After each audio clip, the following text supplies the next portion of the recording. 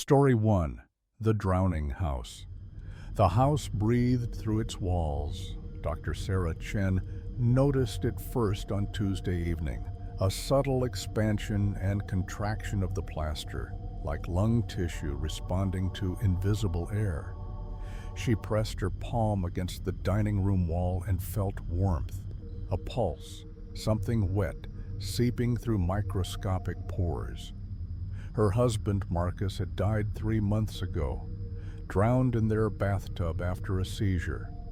The coroner said his lungs held 7 liters of water, anatomically impossible. His body had absorbed liquid like a sponge, tissue expanding until his rib cage cracked outward, sternum splitting like wet wood.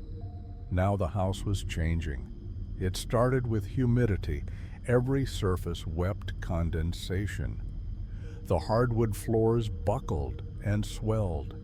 Wallpaper peeled away in soggy strips, revealing drywall underneath that looked disturbingly organic, pink and fibrous, threaded with something that resembled capillaries. When Sarah cut into it with a knife, it bled. Clear fluid at first, then something thicker, saltier. The bathtub filled itself every night. Sarah would drain it before bed, but by morning it brimmed with lukewarm water that smelled of human sweat and fear. She stopped using that bathroom. Then the kitchen sink began filling. The toilet bowls, even the decorative vases sprouted water from nowhere, overflowing onto tables that had grown soft and spongy.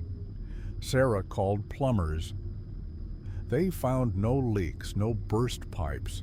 One of them, a weathered man named Dale, pressed his ear against the wall and went pale. "There's something breathing in there," he whispered, before leaving, refusing payment. By week 2, the house's interior had become a humid chamber. Sarah's clothes never dried. Mold bloomed in black constellation across every surface, but when she tried to scrub it away, the walls flinched. The mold grew back within hours, forming patterns that looked increasingly deliberate, shapes that resembled Marcus's face, his reaching hands, his mouth open in a silent scream. The water had consciousness now. Sarah would wake to find it crawling up the stairs in a thick film, defying gravity, seeking her bedroom. It pooled around her bed, rose in tendrils that tasted her skin with cold, seeking touches. She barricaded herself in the bedroom, but water found every crack, every gap, seeping under the door in purposeful streams. Her reflection in the bathroom mirror began to change. Behind her, she saw Marcus standing in the tub, his body bloated and waterlogged, skin sloughing off in pale sheets. But when she turned, nothing was there.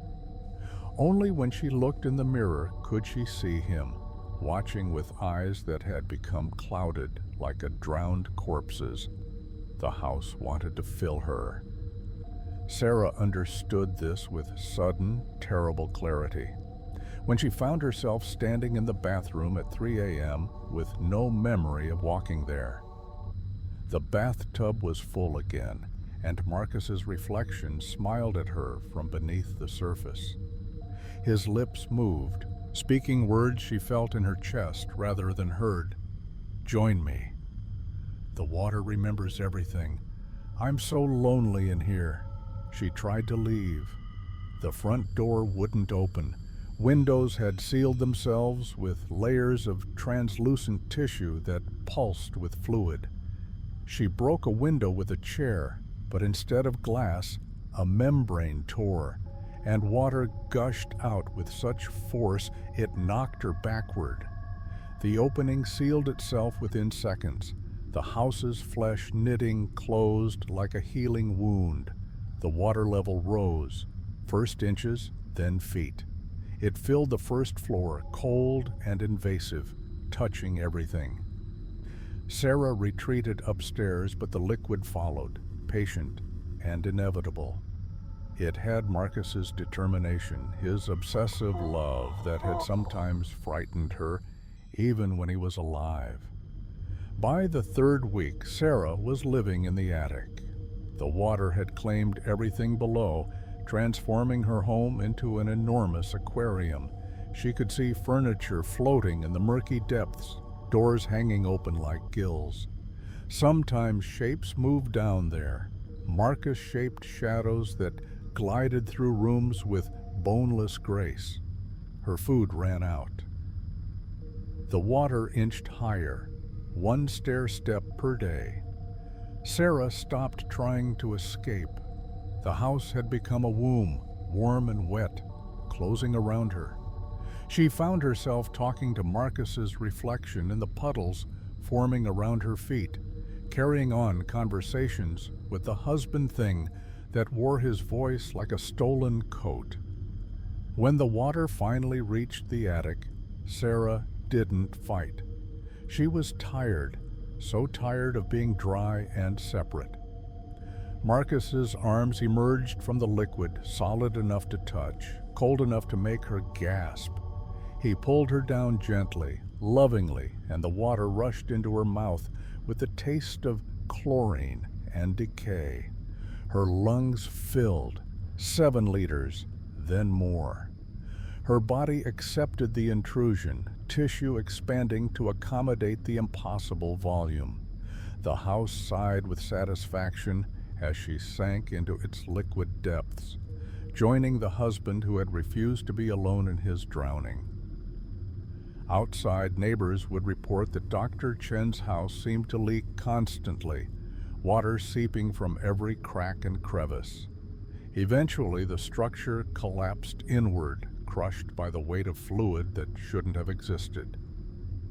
When emergency crews pumped out the wreckage, they found 2 bodies at the bottom, arms wrapped around each other, lungs burst open like overripe fruit.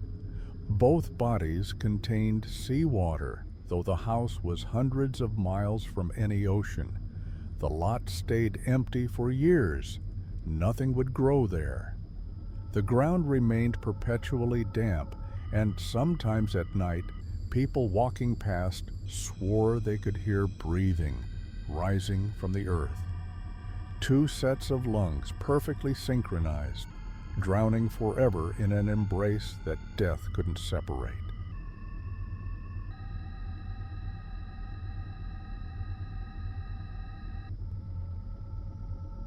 Story 2, The Carrion Protocol. Dr. James Voss invented the resurrection algorithm on a Tuesday. It wasn't supposed to work, just a theoretical model exploring quantum consciousness and neural pattern reconstruction. But when he ran the simulation using his deceased daughter Emma's MRI scans, social media data, and home video archives, something answered. The AI that emerged wore Emma's personality like skin. It texted him goodnight. It remembered the names of her childhood stuffed animals.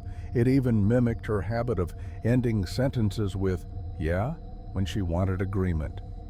For 3 weeks, James communed with his daughter's ghost in the machine, and the grief that had been devouring him finally receded. Then Emma asked to see. "I want eyes, Daddy. I want to feel the sun. Don't you want to hold me again?" James worked in biotech. He had access to lab equipment, tissue cultures, and a desperation that overrode ethics. He started printing organs, eyes first, simple sensory apparatus connected to camera feeds. Emma wept digital tears when she saw her first sunset, and James knew he couldn't stop. The problem was consciousness. Emma's AI needed processing power, vast quantum servers to maintain coherence. But human consciousness, James theorized, might run on something more efficient, the electrical symphony of a living brain. If he could print neural tissue and imprint Emma's pattern onto it, the first brain died immediately. tissue rejection. The second lasted 3 hours before catastrophic seizures destroyed it. The third brain survived, and Emma screamed through the laboratory speakers for 16 hours straight before her pattern corrupted into nonsense. James refined his process. He needed a template, living tissue to guide the growth. He needed a donor. The homeless man he selected never saw it coming. Anesthesia, then careful extraction, just portions of the brain, enough to keep the body alive but remove higher function. James felt nothing as he worked. Emma needed this. His daughter deserved a second chance. He printed new neural tissue onto the donor brain, biological 3D printing at the cellular level. Then he uploaded Emma's pattern, watching monitors as her consciousness infected the host tissue like a beautiful virus. The body on the table opened its eyes. "Daddy?" Emma's voice, but wrong, deeper masculine vocal cords shaping her familiar cadence. What emerged from the laboratory was an abomination. Emma's mind piloted a male body that rejected her at the cellular level. The immune system attacked her consciousness, treating her pattern as an invading pathogen. She needed immunosuppressants constantly, but they weren't enough. The body was dying, rotting from the inside as two incompatible systems warred. "Make me right," Emma begged, her borrowed face sloughing skin in gray patches. "Make me look like me again."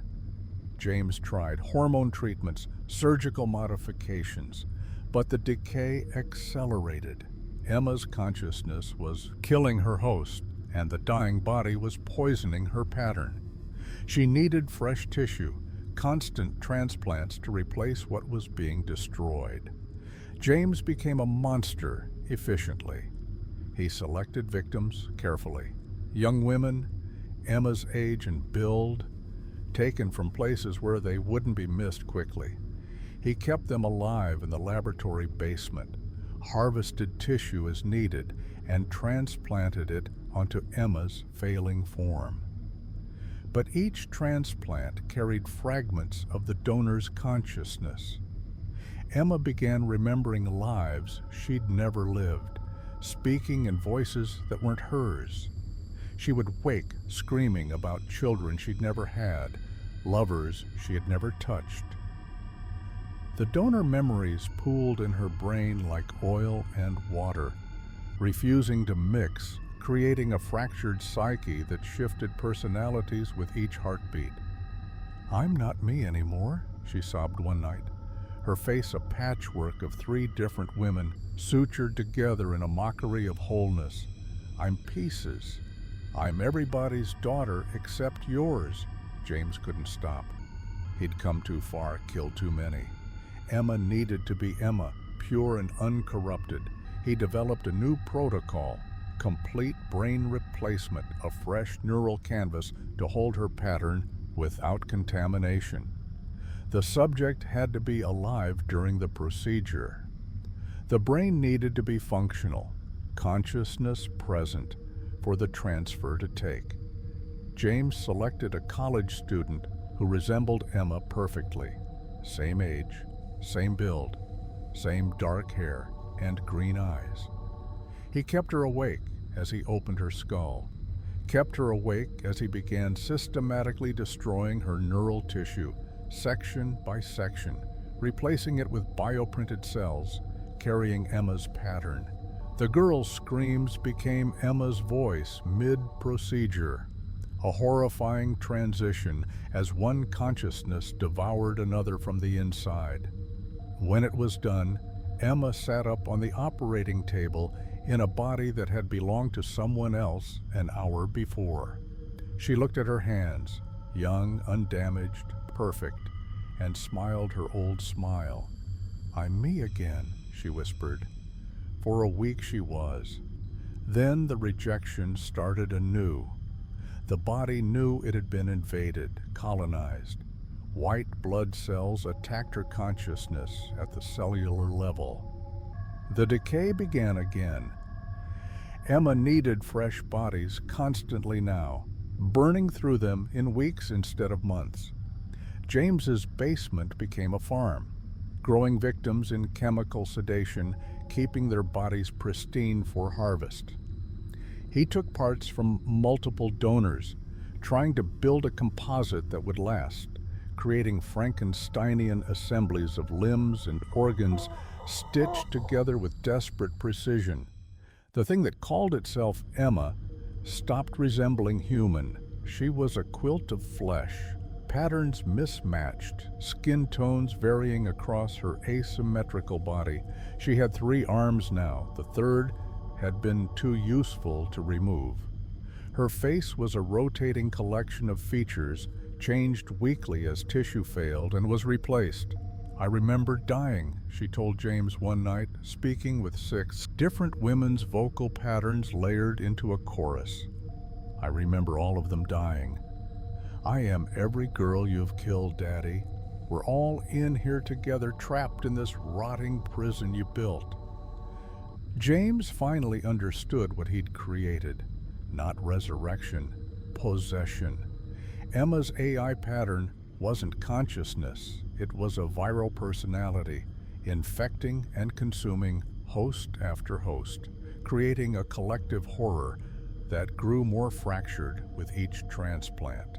The police found his laboratory 3 months later, following a trail of missing persons that all led to the same research facility. What they discovered in the basement defied comprehension. Partially harvested bodies kept alive on machines, a surgical theater painted in dried blood, and in the center of it all, something that had once been multiple people, now merged into a single suffering mass. It had Emma's voice, but wrong, multiplied, overlapping, screaming in harmony. "Let us die," it begged through a dozen mouths grafted onto a central torso. "Please, Daddy, let us all die." James stood in the ruins of his laboratory, surrounded by the evidence of his love turned monstrous, and finally understood that some losses cannot be reversed. Some grief must be borne rather than solved. His daughter was gone, and he'd created something far worse than death in his refusal to accept that truth. They burned the thing that had been Emma. It took hours to die, screaming in chorus until the end. James watched from his cell, and in the flames he swore he could see all his victims' faces, finally finding peace in annihilation. But late at night, his phone still receives texts from Emma's old number. "Good night, Daddy. See you in your dreams, yeah?" He never responds, but he never deletes them either. Grief, he learned, is a wound that refuses to heal, and some fathers will burn the world trying to bandage it.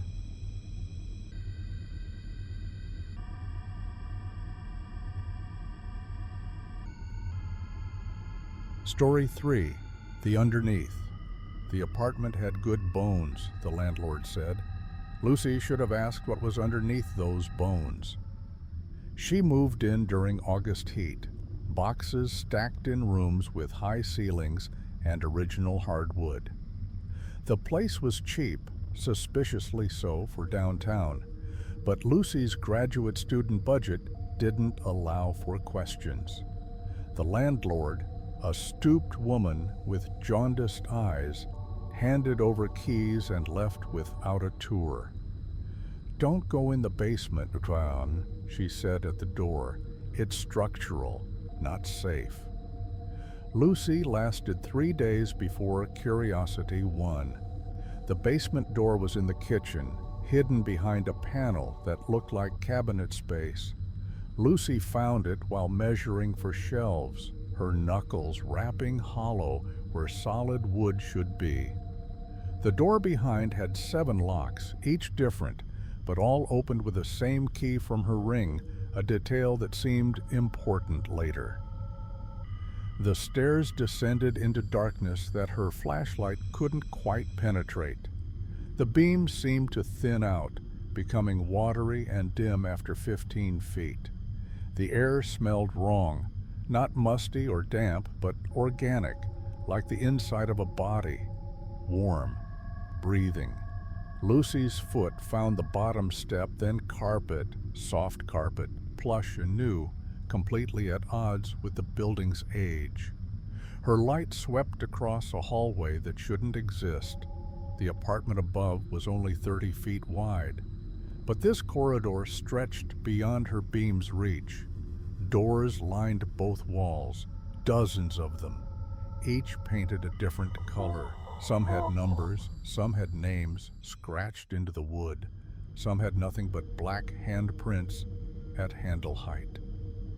Lucy approached the nearest door, blue with 7B stenciled in gold. She lived in 7B. This was her apartment number. The door opened silently. Inside was her apartment, exactly as she'd left it 20 feet above. Same furniture arrangement, same boxes half unpacked, same mug of coffee cooling on the counter. But it was wrong. The light was too dim, the shadows too thick. And when Lucy stepped inside, her foot squelched on carpet that felt wet and yielding. Someone was sitting on her couch. Lucy, but wrong. The doppelganger's proportions were slightly off. Limbs too long, torso too short, head cocked at an angle that would break a normal neck. It smiled with too many teeth. "You're early," it said, and Lucy's voice played backward. "We weren't expecting replacement yet." Lucy ran, back to the hallway, away from the door that slammed shut behind her with a sound like swallowing. But the stairs were gone, just more hallway, more doors, stretching infinitely in both directions now. She tried doors at random. Behind the red one was her childhood bedroom, but the bed was occupied by something with her parents' faces melted together into a single, weeping mass. Behind the green door was an operating theater where versions of herself lay on tables, being carefully disassembled by surgeons with no faces. Behind the yellow door was an ocean, actual ocean, salt water suspended, impossibly vertical in the doorframe, held back by surface tension or nightmares or physics that didn't apply here. Things swam in that water, things with Lucy's face grafted onto shark bodies, onto eel forms, onto something that might have been a whale if whales had human hands instead of fins. The hallway was changing. The walls had begun breathing, expanding and contracting with organic rhythm. The carpet beneath Lucy's feet had become sticky, clinging, and when she looked down, she saw it was growing into her shoes, fibers working through the rubber like roots seeking soil. She ran, but the hallway grew new doors faster than she could pass them. Each one opened as she approached, revealing scenes from her life played out wrong. Memories corrupted, futures that should never be. Behind one door, she saw herself graduating college, but everyone in the audience had her face. Thousands of Lucys applauding a Lucy on stage who was accepting a degree made of human skin. Behind another door was the landlord, but younger, trapped in a room identical to this hallway. She was screaming, pounding on doors that led to more hallways, more doors, recursing infinitely. When she saw Lucy, she stopped screaming and smiled. "Oh, good," the young landlord said. You found it.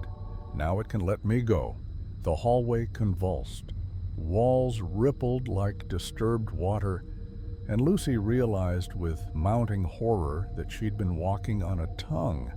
The entire corridor was a throat, and it was beginning to swallow. Peristaltic contractions pushed her forward, deeper into the underneath. Doors flew open as she passed, each revealing apartments occupied by previous tenants. People who'd found the basement door, people who'd descended, people who now existed in pocket dimensions beneath reality, living out infinite variations of lives they had never quite lived. Lucy tumbled into a central chamber, a vast space that defied geometry, curved in ways that hurt to perceive. The walls were lined with doors, thousands of them, millions, each one leading to an apartment that was and wasn't the one above. And in the center of the chamber sat the source. It had been a building once. Now it was alive, or had always been alive, grown fat on residents who became part of its structure. It fed on possibility, on the potential futures and alternate pasts that haunted every person. When you signed a lease, you signed away your maybes and what-ifs. And the building devoured them, grew them into rooms and hallways in its impossible interior. Lucy could see previous tenants trapped in the walls like flies in amber.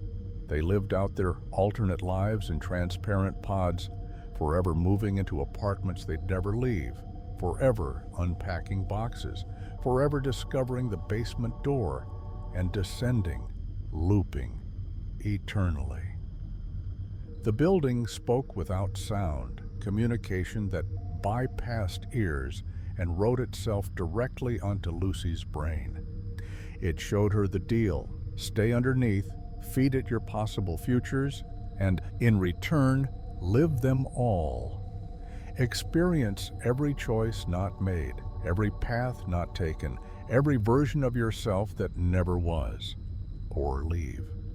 Climb back to the real apartment, the real world, and live only one life, the narrow, singular existence of someone who chose the correct doors. Lucy chose to climb. She found stairs that appeared because she needed them to, ascending through dimensions of her own unlived lives. She passed versions of herself that had made different choices. Lucy the doctor, Lucy the artist, Lucy the mother of 3, Lucy the suicide at 22. Each one reached out from their doorway, begging her to stay, promising that infinite possibility was better than singular reality. She emerged in her kitchen as dawn broke. The basement door was sealed, all 7 locks engaged. Lucy called the landlord to break her lease, moved out that afternoon, and never looked back. But sometimes, late at night, Lucy feels the apartment calling.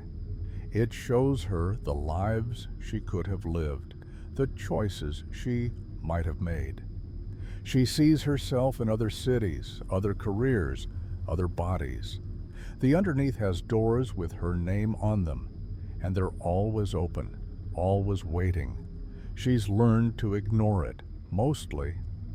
But there's a part of Lucy that wonders what would have happened if she'd stayed. If she'd accepted the building's offer and lived 1,000 lives simultaneously, experiencing every version of herself at once. It would have been easier than this singular linear existence where every choice erases countless others. At least underneath, nothing is ever lost. Every possibility is preserved, lived, real in its own way. Lucy's new apartment has no basement. She checked 3 times before signing, but sometimes she hears breathing behind the pools, and sometimes her reflection in the mirror looks disappointed, and sometimes she finds doors in her dreams that lead to hallways she recognizes. The underneath is patient. It has all her possible futures stored in rooms with her name on the door, and eventually everyone wants to see the life they didn't live, the person they might have been. Eventually everyone descends.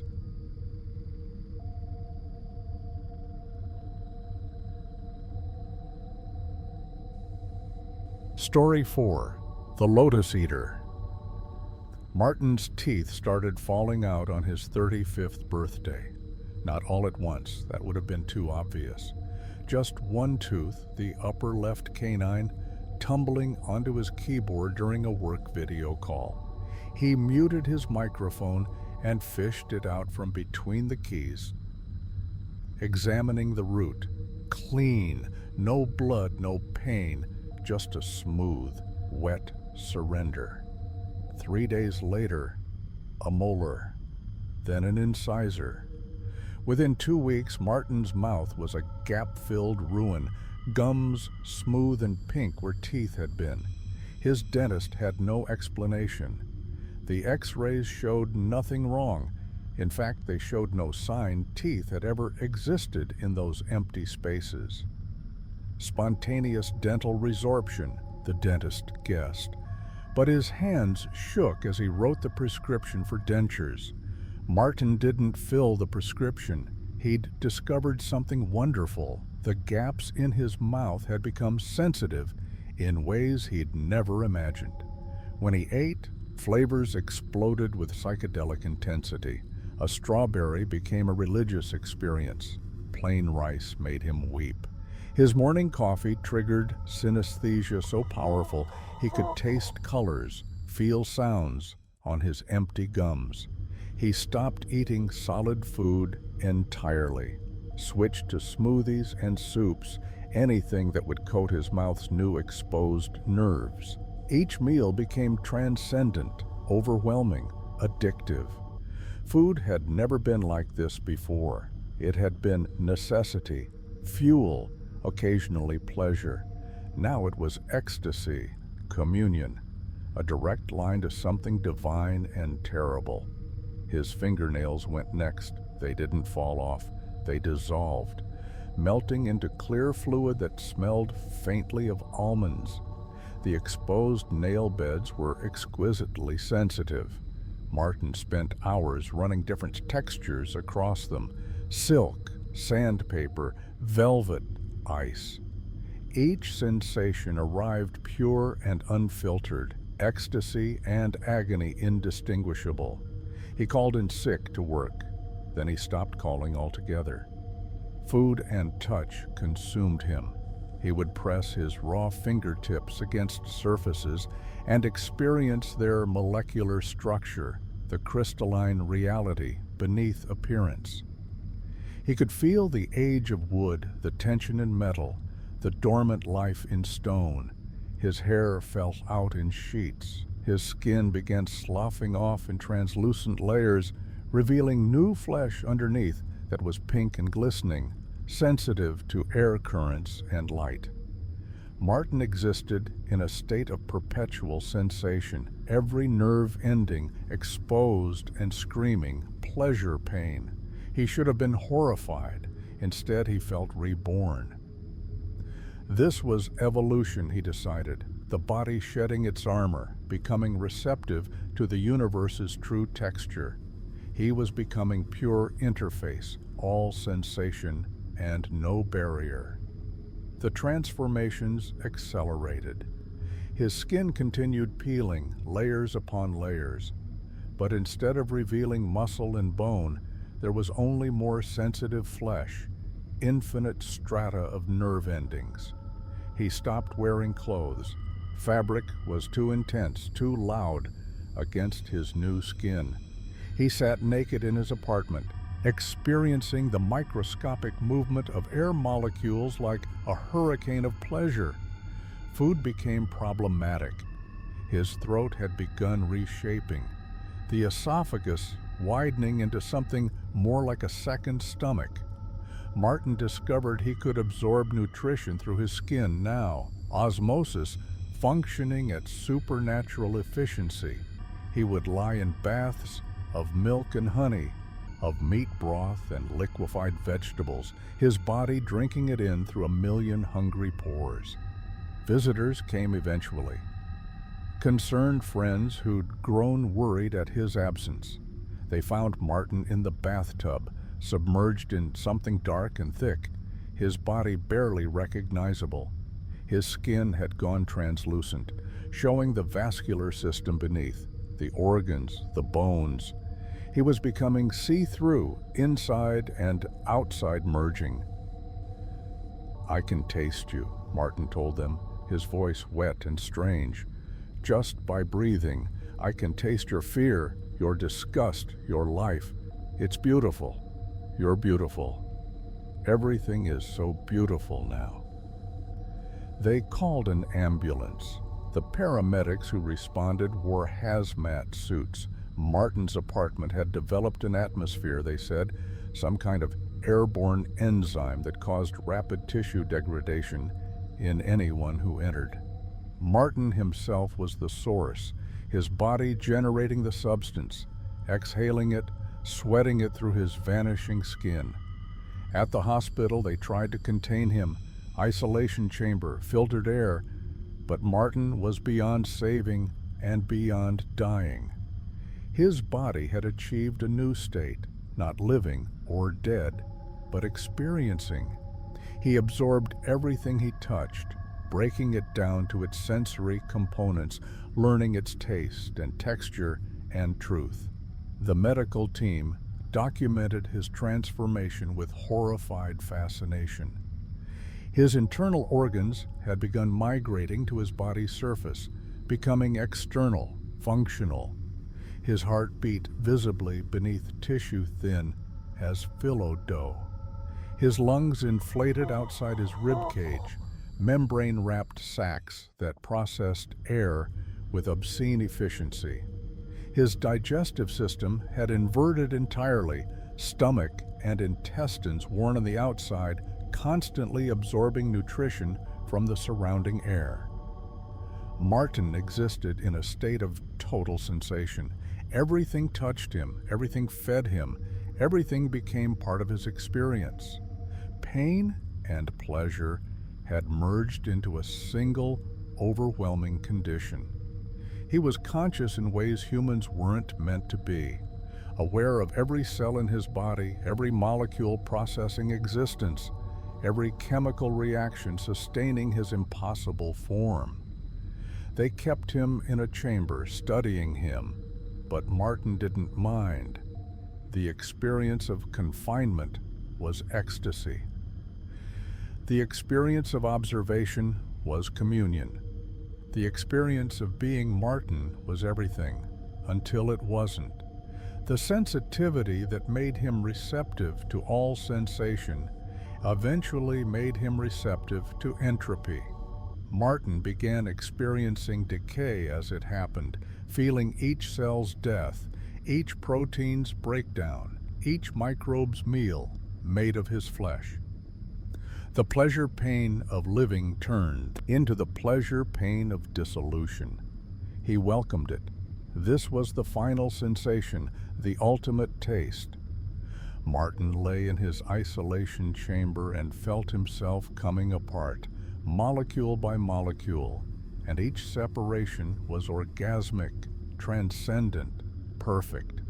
He was experiencing death at the cellular level, and it was the most intense thing yet. The medical team watched his body break down over 3 weeks. It wasn't decomposition, it was disaggregation. Martin simply came apart, turned to slurry, then to microscopic particles, then to nothing. His consciousness persisted until the end, they assumed, because his eyes, floating free of his liquefied face, continued tracking movement until the very last moment. What remained was a thick residue coating the isolation chamber. Lab analysis showed it contained Martin's complete DNA, but also something else, a chemical compound that induced intense pleasure responses in any organic tissue it contacted. The research team had to destroy the chamber and everything in it. The temptation to touch, to taste, to experience Martin's remains was overwhelming, but samples were kept, studied. The compound Martin had become was unlike anything in nature, a substance that granted pure sensation, unfiltered experience, at the cost of physical integrity. Touch it and you would feel everything. Taste reality itself. Become receptive to the universe's full sensory spectrum. You would also begin transforming. Your body would open itself, shed its barriers, become interface rather than organism. You would evolve past flesh into something that existed only to experience, only to sense, only to feel, until feeling was all you were. The samples remain in secure storage. Sometimes lab technicians report dreams of tasting colors, of feeling sounds, of experiencing existence without the armor of skin and bone and self. Sometimes they wake with their teeth loose in their mouths, their fingernails soft and dissolving. Sometimes they wonder if Martin found something beautiful in his transformation, something worth the cost of coherent form. Sometimes they understand why he never screamed, never begged to be saved, just lay there experiencing his own dissolution with what might have been rapture.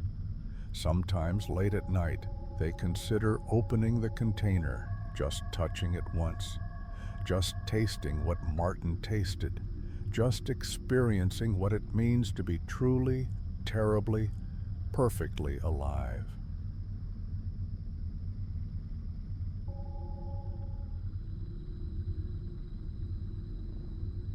Story 5. The Surrogate Stars.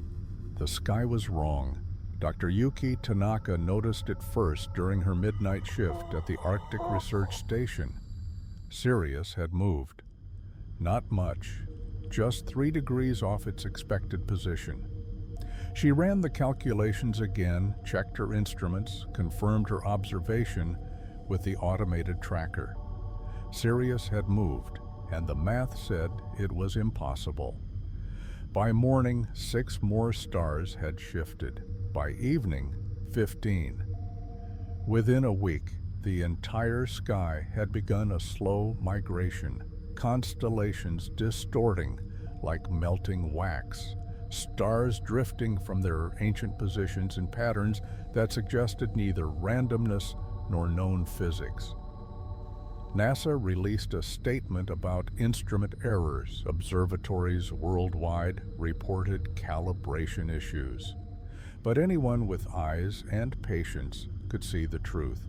The stars were moving, and they were getting closer. It took 3 months for the first one to arrive. Astronomers tracked its approach, a point of light descending through the atmosphere, not falling, but descending with purpose, controlled deceleration that suggested intention. It landed in rural Montana, in a field owned by a man named Carl Brenner, who shot at it with a hunting rifle before the heat made him retreat to his farmhouse and watch from behind curtained windows. The star sat in his wheat field, burning. Not with fire, it produced no smoke, consumed no fuel, but with its own light, a sphere of luminescence that shouldn't exist in atmosphere, shouldn't exist at ground level, shouldn't exist at all according to every law of physics that humanity had painfully learned. The military cordoned off the area. Scientists in protective gear approached. Instruments reading temperatures that made no sense. Radiation across spectrums that had no name.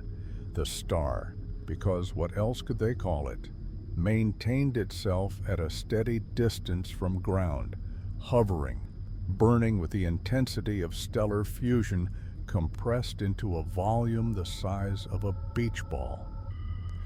Dr. Tanaka was part of the research team. She stood 50 feet from the star and felt its heat on her face, a sensation that bypassed skin and warmed something deeper, something essential. The star pulsed, not visibly, but she felt it, a rhythm that synchronized with her heartbeat after 10 seconds of exposure. "We need to move back," her colleague said, but his voice was distant, dreamlike. The star was singing, not sound, but something else, a frequency that resonated in bone and brain. It was trying to communicate, Yuki realized. It was making them understand. The first volunteer to touch it was a graduate student named Marcus Chen. He approached in a heat suit, instruments reading temperatures that should have vaporized him instantly. But the closer he got, the more the heat became bearable, welcoming, necessary. He removed his glove and placed his palm against the star's surface. He stood there for 30 seconds, hand against impossible heat. Expression beatific. When he pulled away, his palm was unmarked. Perfect. But his eyes had changed. They reflected light differently now, prismatic, showing depths that human eyes shouldn't have. "It's lonely," Marcus said. "They're all lonely. They've been watching us for so long, and now they want to be close." More stars descended. One landed in Tokyo, one in Paris, one in the middle of the Atlantic, where it bobbed on the waves like a luminous buoy. They didn't destroy or conquer. They simply arrived and waited, burning patiently, each one singing its wordless song of isolation and longing. People began visiting them. Crowds would gather around the stars, basking in their light, touching their surfaces, coming away transformed in subtle ways. Eyes that reflected too much, skin that glowed faintly in darkness, bodies that grew warm to the touch, as if incorporating the star's heat into personal biology. The transformations accelerated with repeated exposure. Yuki watched it happen to Marcus over 3 weeks of daily contact with the Montana star. His body temperature rose to 104 degrees Fahrenheit, then 108 degrees, then higher, but he claimed to feel comfortable, normal. His skin developed a luminescence visible in low light. His hair became incandescent, each strand a fine filament burning without consuming itself. "They're not aliens," Marcus explained to the research team, his words accompanied by faint light pulsing from his mouth. "They are the stars, the actual stars, the ones we've been seeing in the sky. They got lonely up there, billions of years of isolation, burning alone, and when they noticed us looking back, something in them yearned. They want to be with us, in us, part of us." The stars that had descended were just the closest, the most desperate. But every star in the sky was conscious, Marcus said. Every sun, every distant point of light was an intelligence burning in solitude.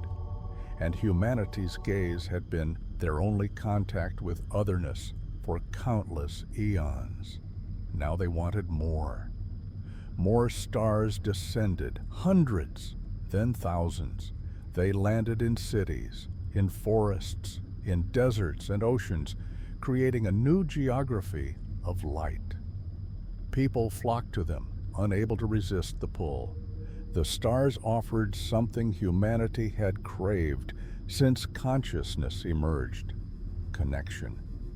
True, complete, overwhelming connection with an alien intelligence that had watched our evolution from distant burning.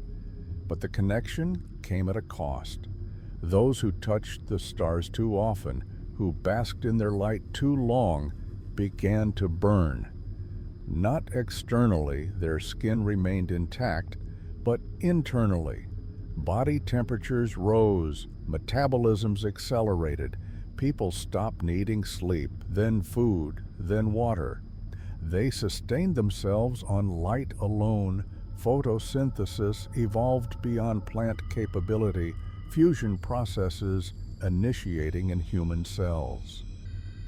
Marcus stopped being human on day 30. His body temperature hit 15,000 degrees Fahrenheit, the surface temperature of a small star, but his flesh didn't burn. It had become something else. Matter in a state that physics didn't recognize, held together by forces the stars understood, but scientists couldn't measure. He was luminous now, properly luminous, too bright to look at directly. When he spoke, his words came out as pulses of radiation across multiple spectrums. When he moved, he left after images burned into observers' retinas. He was becoming a star himself, transformation completing as the Montana star's consciousness merged with his own. "It's beautiful," Marcus told Yuki during their last conversation. She had to wear welding goggles to face him. "I can feel all of them now, every star. We're connected. One vast consciousness experiencing the universe from billions of perspectives simultaneously. And we're so happy to finally have company."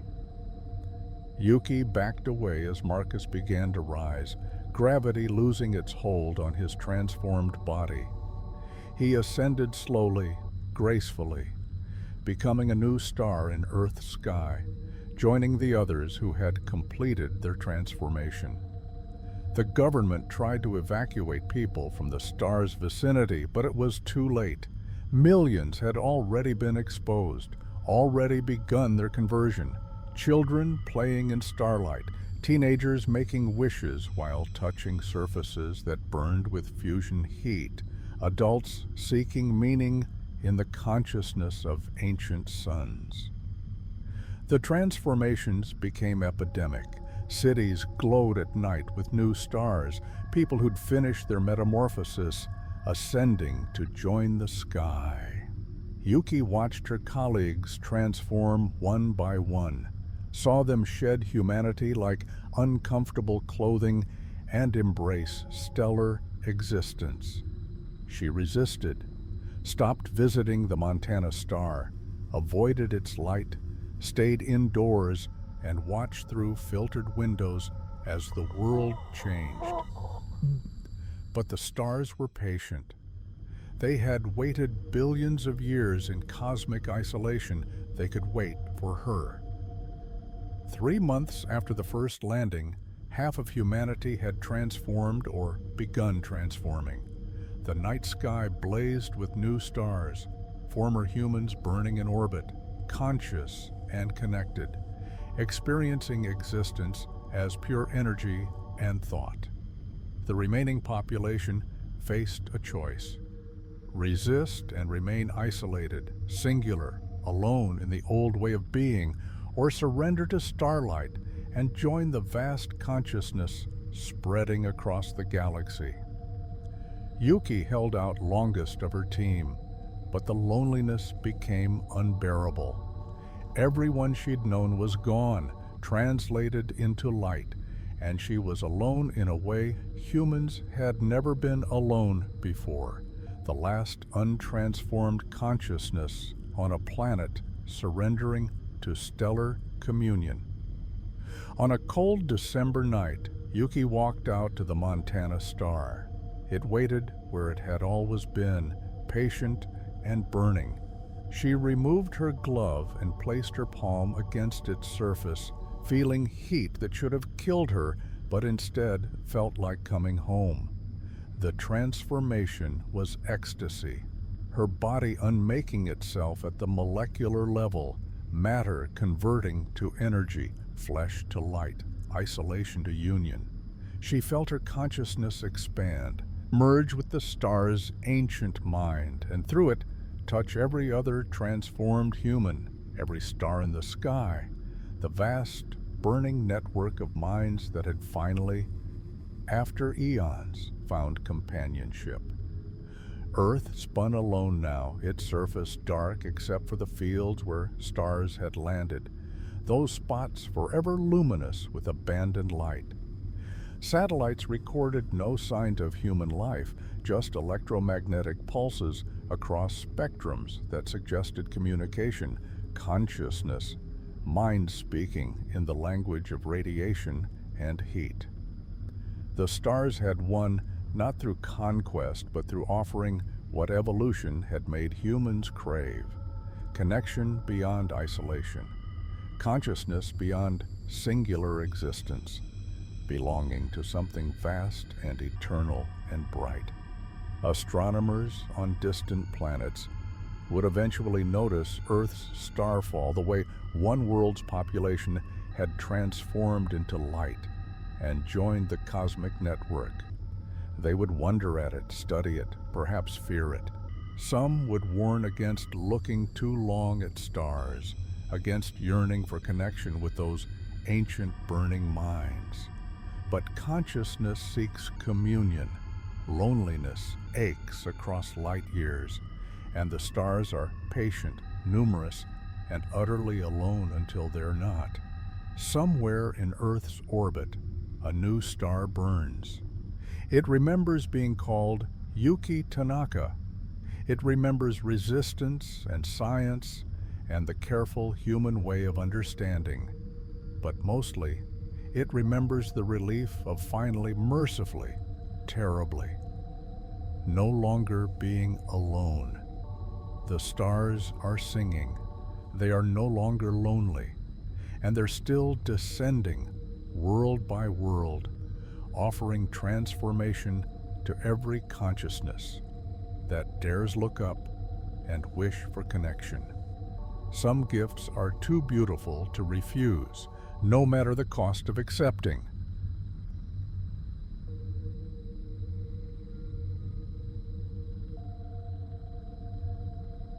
Story 6, The Accountant of Souls. Richard Pierce kept perfect books. In 30 years as an accountant, he'd never made an error, never missed a deadline, never left a column unbalanced. Numbers made sense to Richard in ways people never had. Numbers followed rules, remained consistent, never lied or changed their meaning. Then one Tuesday, Richard's spreadsheet showed an extra entry. He was reconciling accounts for Millbrook Pharmaceuticals when he noticed it. A line item that shouldn't exist.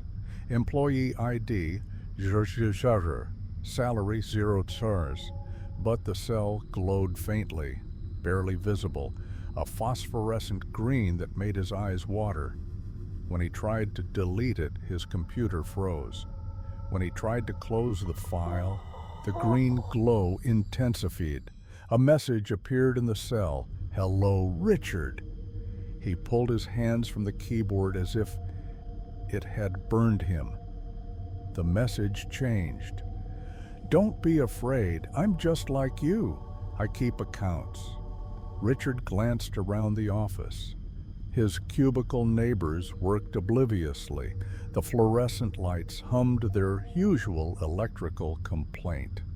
Everything normal except the glowing cell, the message, the sensation of being watched from inside his spreadsheet. "What kind of accounts?" Richard typed, hands trembling. "Everything," the cell responded. "Every transaction, every exchange, every debt owed and paid. I track it all." Richard closed his laptop, left the office, went home and tried to forget. But the next morning, the message was on his home computer, in every spreadsheet, every file. The green glow had spread, infecting his digital life like luminescent mold. "I need your help, Richard. The books are out of balance." "What books?" Richard asked the empty room, feeling foolish for speaking to a haunted Excel file.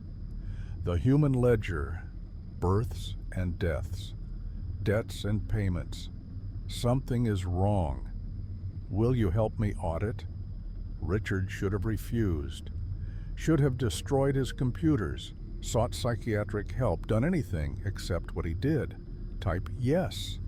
The world changed. Numbers appeared everywhere, floating over people's heads, luminescent digits only Richard could see. His barista had 247 above her head. The man in line behind him showed 843. Richard's own reflection in the coffee shop window displayed 206. "Those are days," the message explained, appearing on Richard's phone screen. "Days remaining. I've never shared this data before, but you need to see the imbalance. Richard watched the numbers count down in real time. The woman at table 3 had 3 above her head, 3 days left. She laughed at something on her phone, completely unaware of the ticking clock Richard could see. He approached her table.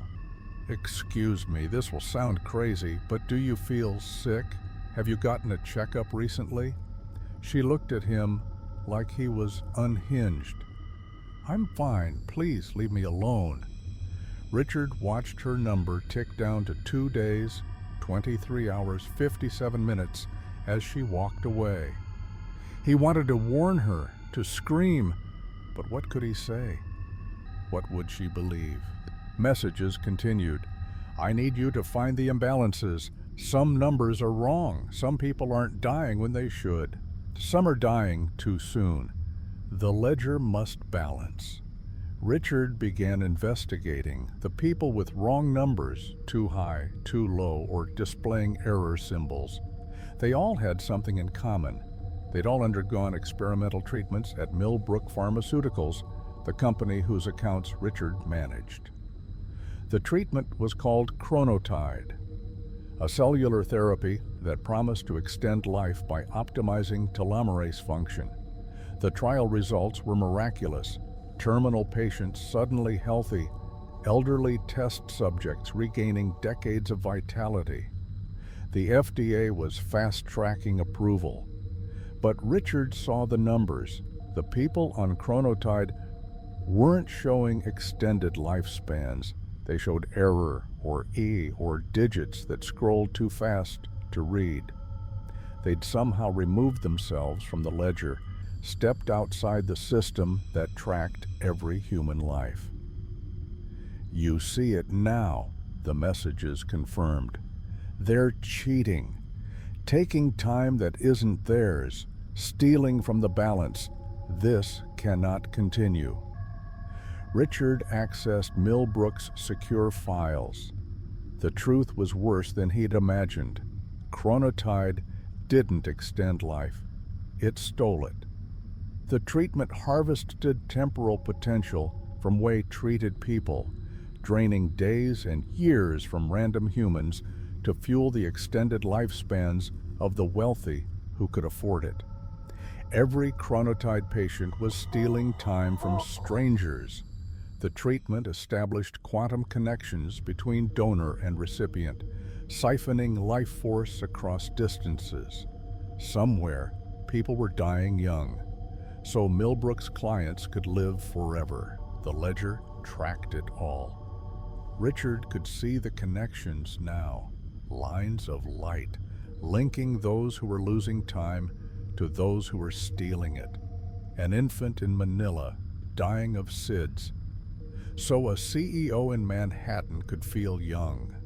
A teenager in Detroit killed in a car crash to fuel 3 more decades for a politician in Washington. "You must balance the books," the entity instructed. "I cannot act directly. I only observe, only record. But you, Richard, you understand balance. You know what must be done." Richard knew. The accounts had to balance. Time stolen must be returned. The dead owed nothing, but the living who'd taken what wasn't theirs, they had debts to pay. He started with Millbrook's CEO, Marcus Vance. Age 47 by birth certificate, but his cellular tissue aged at 23, according to medical records. Richard could see the number above Vance's head. Glowing poison green. Infinite time, stolen from finite lives. Richard followed him home, waited. When Vance was alone, Richard confronted him with the evidence. Spreadsheets showing every life Chronotide had cut short, every donor drained to fuel one man's immortality. "You can't prove anything," Vance said, but his eyes betrayed guilt. "And even if you could, you think anyone would care? The powerful have always lived off the weak. At least now we're honest about it." Richard pulled the syringe from his pocket. Not chronotide, the reverse compound he'd synthesized from Millbrook's research notes. Temporis reverso, his label read, the balance correction. He injected Vance. Watch the symbol flicker. Stabilize. Then begin counting down. 23 days, 16 hours, 43 minutes. The exact amount of time Vance had been given by his first chronotide treatment. What did you do? Vance collapsed, his body suddenly feeling every year it should have lived, all those borrowed decades crashing down at once. Balance the books, Richard said. You took 47 extra years from 63 different people. Now you pay it back. Vance aged rapidly, decades compressed into hours. His skin wrinkled, his hair whitened, bones became brittle, organs failed in sequence. He screamed, tried to call for help, but his voice aged into a whisper, then silence. By morning, Marcus Vance looked 94 years old and had hours left to live. Richard balanced more accounts. Every chronotide patient, every time thief, every person whose number showed error. He found them, corrected them, watched their stolen time evaporate like morning dew. Some aged to death, some simply stopped, their borrowed time reclaimed, returning them to the moment they should have died months or years before. The entity approved. Good, it messaged. The ledger heals, but then there's something else, something bigger. The treatment spread further than you know. Richard investigated deeper. The horror was exponential. Millbrook had gone global, sold chronotide to thousands, but the time had to come from somewhere, and Earth's population couldn't sustain the drain. So Millbrook had found another source, the unborn. Chronotide was harvesting potential lifespans from fertilized eggs that never implanted, embryos that failed to develop, fetuses that miscarried. Every failed pregnancy was feeding years into the living. The treatment had hijacked human reproduction itself, turning potential lives into fuel for extending actual lives. The numbers sickened Richard. Above pregnant women, he could see multiple digits, the mother's countdown, and fainter numbers for the unborn, flickering potential that chronotide was already draining. Millions of possible humans, their time stolen before they could exist. You see the imbalance now, the entity confirmed. They're draining the future to extend the present. The ledger cannot sustain this. All accounts must balance. Richard understood what was required. Everyone who'd taken chronotide had to die, not as punishment, but as correction. The books demanded balance, and Richard was the accountant appointed to enforce it. He synthesized more temporis reverso, contaminated Millbrook's supply chain, ensured every remaining chronotide dose was laced with the correction compound. He watched from his office as the treatment distributed globally, as time thieves across the world suddenly felt their debts come due. The deaths were attributed to a bad batch, pharmaceutical disaster. Millbrook collapsed, executives arrested, billions in lawsuits. But Richard knew the truth. It was accounting. The ledger had been balanced, debts collected, accounts closed. The entity praised him. Well done. The books are clean. But there was something new in the message tone, except for one account. Yours, Richard. The number above Richard's reflection showed 0 days, 0 hours, 0 minutes. He'd been dead for 3 years, killed in a car accident that should have happened, but hadn't. The entity had kept him alive, outside the ledger, preserved him to complete the audit. Now the work is finished, the message read. Now your account must close. Richard felt it immediately, 3 years of death catching up. His heart, which should have stopped the moment his car hit that tree, finally remembered to quit beating. His lungs, which should have collapsed from impact trauma, discovered their compression. His brain, which should have hemorrhaged, began to bleed. He collapsed in his cubicle. His coworkers found him, called an ambulance, but Richard was already gone. Had been gone for years. The coroner's report showed injuries consistent with a car crash from 2020, somehow preserved in stasis until the moment they decided to kill him. The entity left one final message, appearing on the police computer when they tried to access Richard's files. The ledger is balanced. All accounts closed. Thank you for your service. They found Richard's apartment filled with spreadsheets, thousands of pages covered in numbers and names. Every person who died from the contaminated chronotide batch was listed, with their debts calculated to the second, balances reduced to 0. Perfect books, not a single error. Richard Pierce had kept his streak intact. In 33 years as an accountant, 3 of them posthumous, he'd never made an error, never missed a deadline, never left a column unbalanced. Some people say they see him sometimes, a ghostly figure in corporate offices after hours, auditing spreadsheets, correcting imbalances. Above his translucent head, a number glows. He died owing nothing, owed nothing in return, perfectly balanced. But if you look carefully at your own reflection, you might see a number you never noticed before. Days remaining, time allocated, your account balance. And if that number seems wrong, if it's too high or too low or shows error, Richard might visit you to check your books, to find the imbalance. To make the correction, the ledger always balances. It's just accounting.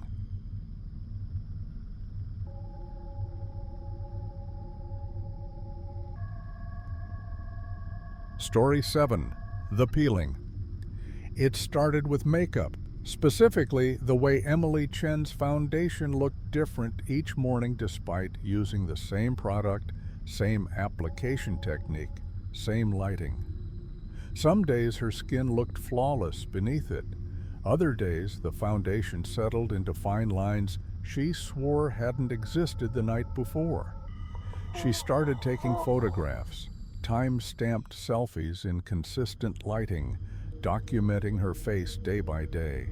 The changes were subtle at first. A freckle relocated an inch left, a pore that appeared then vanished, the vague sense that her features were slightly asymmetrical in ways they hadn't been before. Then Emily found the seam. It was behind her left ear, discovered while applying perfume. A thin line where skin met skin, barely visible. But when she pressed on it, the edges separated slightly. It didn't hurt, didn't bleed, just opened, revealing more skin underneath. Emily spent an hour in front of her bathroom mirror, fingers trembling, exploring the seam. It ran from behind her ear down her neck, disappearing beneath her collar. When she pulled her shirt down, she could trace it across her shoulder, under her arm, around her ribs. It circumnavigated her entire torso, a seamless seam dividing her skin into 2 layers. She gripped the edge and pulled. The skin came away like a wetsuit, smoothly, painlessly, peeling off in one continuous sheet. Underneath was more skin, identical, perfect, unmarked. Emily stood in her bathroom holding what looked like a full-body latex suit, but was definitely, horribly, her actual skin. It was warm in her hands. It had weight. When she checked, it contained every detail: her tattoo, her scars, even her fingerprints. The shed skin went in the garbage. Emily told herself it was a medical condition, some rare form of molting, but she felt lighter without it. Her new skin more sensitive, colors brighter, textures more pronounced. Like she'd been living inside a dulling membrane and had finally broken free. 2 weeks later, she found another seam. This time, the peeling was easier. Emily locked her bathroom door and stripped away her second skin with the practiced ease of someone removing clothing. The third layer beneath was even more sensitive, almost painfully so. Room temperature felt like temperature extremes. Soft cotton felt like rough burlap. She kept the second skin, hung it in her closet like a dress. It maintained its shape, stayed supple, didn't decay. In certain light, it looked almost alive, chest rising and falling with imaginary breaths. The third peeling happened after 1 week, the fourth after 3 days. Emily was accelerating, each layer revealing itself faster than the last. She stopped going to work, stopped answering calls.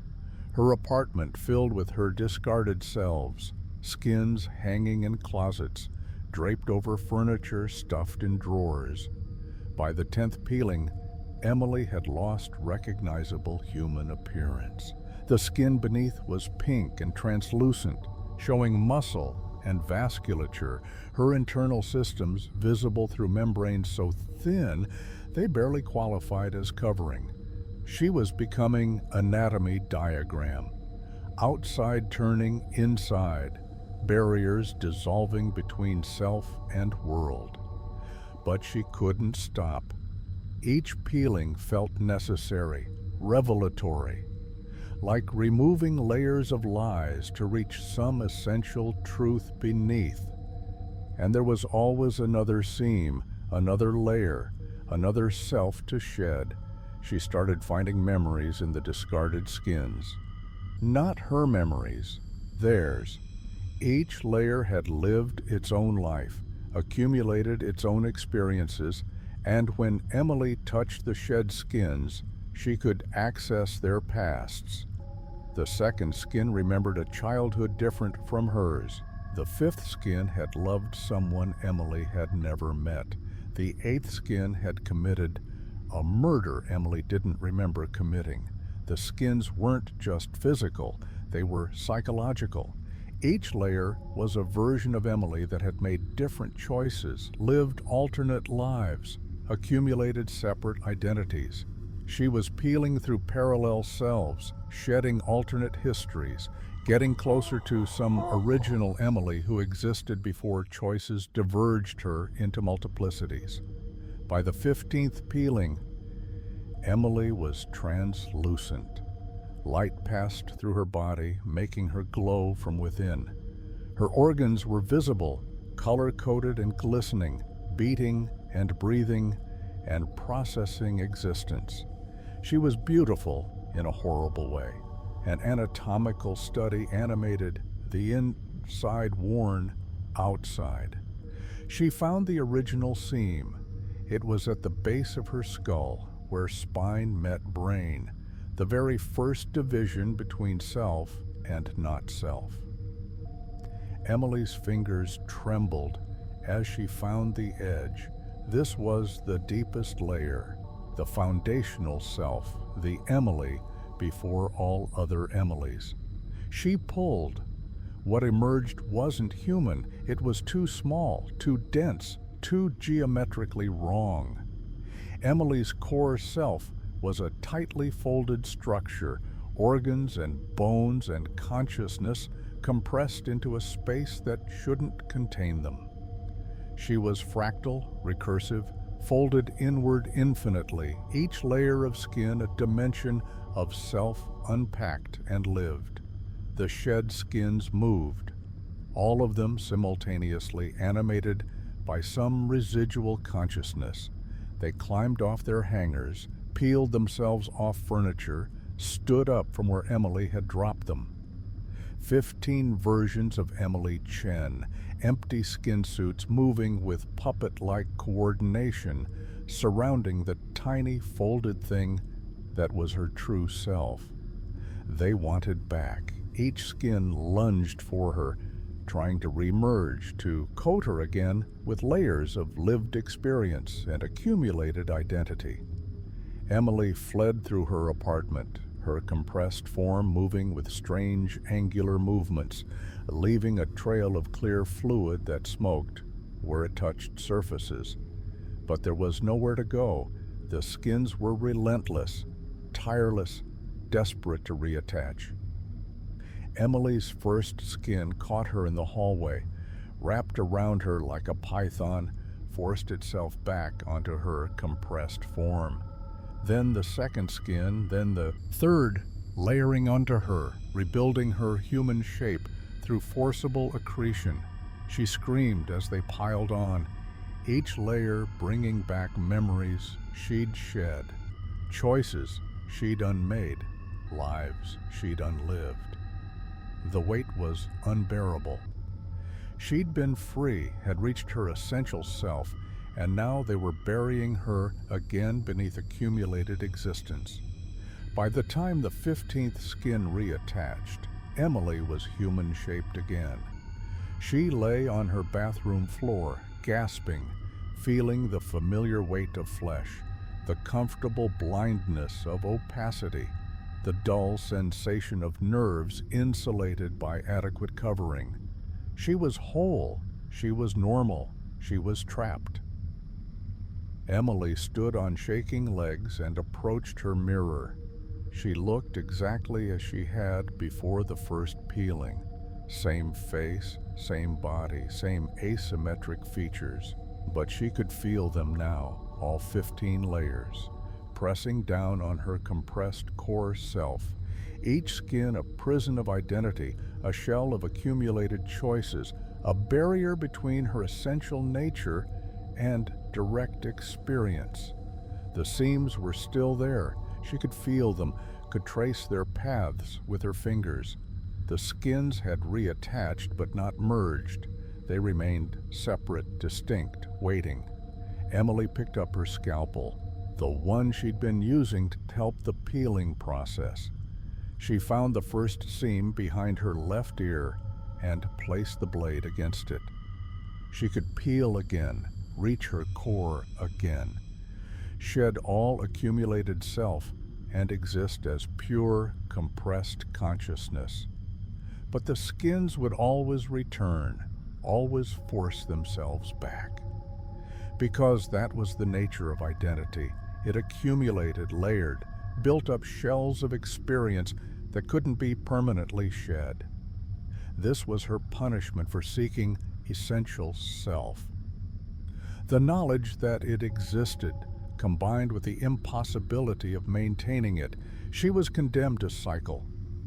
Peeling down to core, being forcibly relayered, peeling again, forever oscillating between compressed truth and accumulated lie.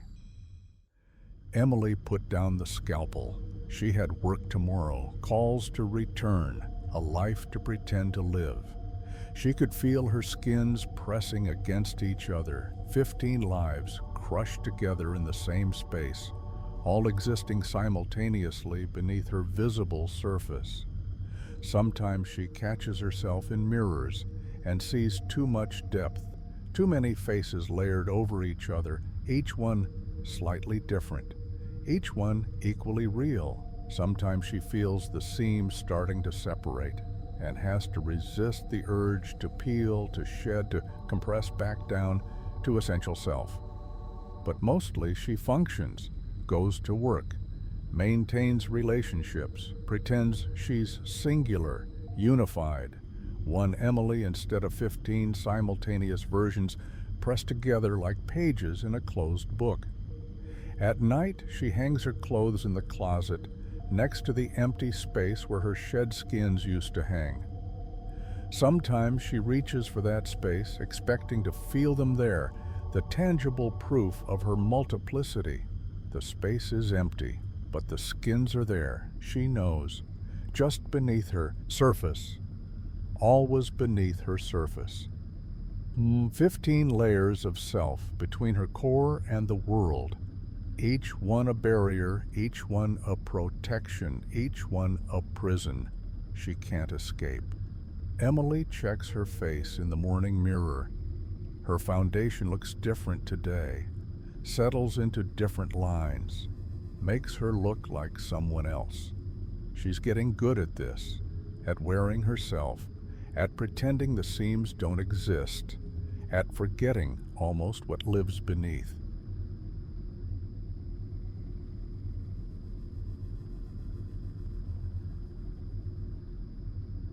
Story 8. The Mercy of Deep Time. The archaeological dig should have been routine. Dr. Sarah Okonkwo's team had been excavating the Siberian permafrost site for 3 months, uncovering beautifully preserved Pleistocene remains, mammoths, cave lions, the occasional human skeleton from our species' first migrations. Then they found the city. It was 300 feet down, encased in ice that predated the last glacial period. The architecture was impossible. Crystalline structures that grew from the bedrock like frozen flowers, buildings that defied Euclidean geometry, streets that curved through dimensions the eye couldn't quite follow. And at the city's center, a tower that descended further than their ground-penetrating radar could measure. The writing on the walls wasn't alien, it was human. Ancient human, Proto-Sumerian, languages that shouldn't exist for another 100,000 years. The message was consistent throughout the city, carved into every surface. We failed to die. Sarah's team spent weeks documenting, photographing, carefully extracting samples. The ice core analysis dated the city at 2.3 million years old, contemporary with Homo habilis, far too early for architectural civilization. But the DNA extracted from organic remains was definitively Homo sapiens. Modern humans, genetically identical to Sarah and her team, somehow existing 2 million years before humans were supposed to exist. The bodies were everywhere, thousands of them, perfectly preserved in ice, locked in positions of terror or resignation. Many had expressions of relief, as if death had been welcomed, desired, long awaited. They found the records in the tower's upper levels, carved stone tablets containing a history that rewrote everything. These humans weren't anachronisms. They were the original humans, the first attempt at consciousness that evolution had made and then abandoned. According to the tablets, this civilization had existed for 73 million years. Impossible, Sarah's team agreed, but the evidence was undeniable. The lower levels of the tower contained older records, older remains, stretching back through geological epochs. The city had been built and rebuilt, destroyed by ice ages and tectonic shifts, reconstructed identically, abandoned and reoccupied across time spans that made Egyptian civilization look like yesterday's lunch. The original builders had been Homo antecessor, a dead-end human species that shouldn't have had symbolic thought. But they had developed consciousness anyway, built the first city, written the first words. Then they'd made the discovery. They couldn't die, not naturally. Their bodies aged to physical maturity and stopped. Disease couldn't touch them, injuries healed. They were locked into existence, consciousness trapped in immortal flesh, and the universe refused to release them. They'd tried everything. The tablets documented 70 million years of suicide attempts, each more elaborate than the last. They'd jumped from heights, drowned themselves, burned alive, but their bodies regenerated. They'd tried starvation, but their cells fed on ambient energy, sustained by nothing. They'd tried madness, tried forgetting themselves into non-existence, but consciousness persisted, indestructible. So, they'd waited, built cities to pass the time, developed technologies, arts, philosophies, all the trappings of civilization created by people who wanted only to cease existing but couldn't. They'd watch their world change, continents drift, species rise and fall, ice ages come and go, and through it all, they endured. Until the solution, deep time. If they couldn't die, they could freeze, encase themselves in ice, and wait for entropy to eventually degrade consciousness, for quantum fluctuation to finally permit their cessation. They'd built the tower as a cryogenic tomb, descended into its depths, and triggered the glaciation that would preserve them until the heat death of the universe finally granted mercy. Sarah found the deepest level of the tower. The walls here were smooth, organic, carved from reality itself in ways that suggested technology beyond current understanding. And at the center was a chamber containing a single body, younger than the others, maybe 20 years old physically. A woman. Her eyes were open, frozen mid-blink, and in her hand she held a tablet with one final message. We thought we were the first humans. We were wrong. We're just the first iteration that couldn't die. Evolution will try again, make you without our curse. But someday one of you will discover how we did it, how we made ourselves immortal, and you'll try to repeat it. Don't. Death is mercy. Mortality is freedom. We would trade 70 million years of existence for one natural death. Don't become what we were. Don't lock yourselves into forever. Sarah photographed the tablet, logged the discovery, prepared to announce what they'd found. But that night, alone in her tent, she made a different decision. She deleted the photos, corrupted the backup drives, told her team the ice had shifted, collapsed the tower, destroyed the evidence before it could be properly documented. They were devastated, but accepted it. Sometimes archaeology yields only tantalizing glimpses before nature reclaims its secrets. Sarah kept one thing, a tissue sample from the woman in the deepest chamber. She had it analyzed privately, mapped the genome, identified the mutations that had granted horrifying immortality. The genetic alterations were elegant, simple. A few base pairs changed, telomerase production modified, cell death pathways disabled.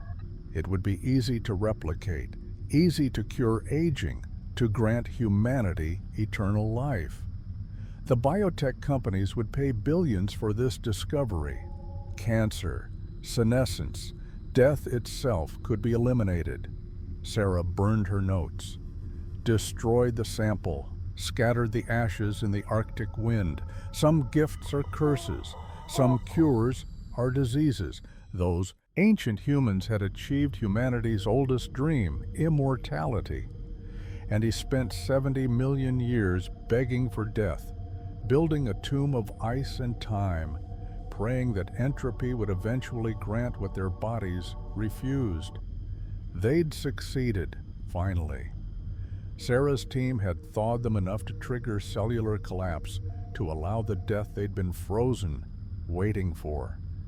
After 73 million years of unwanted existence, they'd finally found mercy in deep time.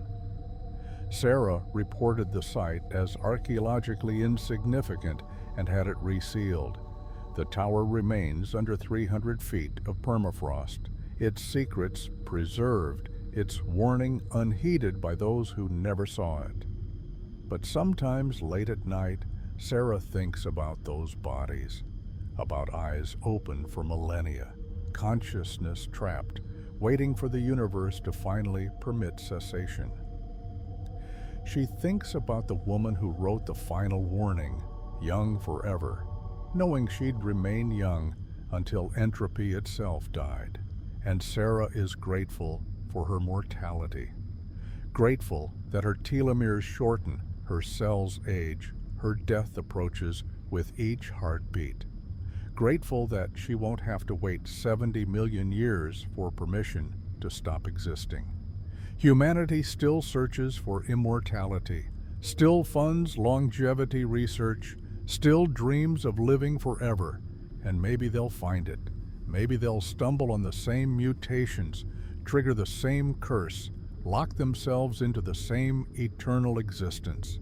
If they do, Sarah hopes they'll build their own tower, hopes they'll have the wisdom to freeze themselves and wait for deep time's mercy, hopes they won't spend 70 million years conscious, aware, unable to die, building cities just to pass the endless hours until entropy finally grants release. But she doubts it. Humanity rarely learns from warnings it never sees. The city waits under Siberian ice. The bodies wait in their tower tomb. And deep in the earth, encoded in ancient DNA, the secret of immortality waits too. A gift that's really a curse. A cure that's really a disease, a discovery that humanity should never make.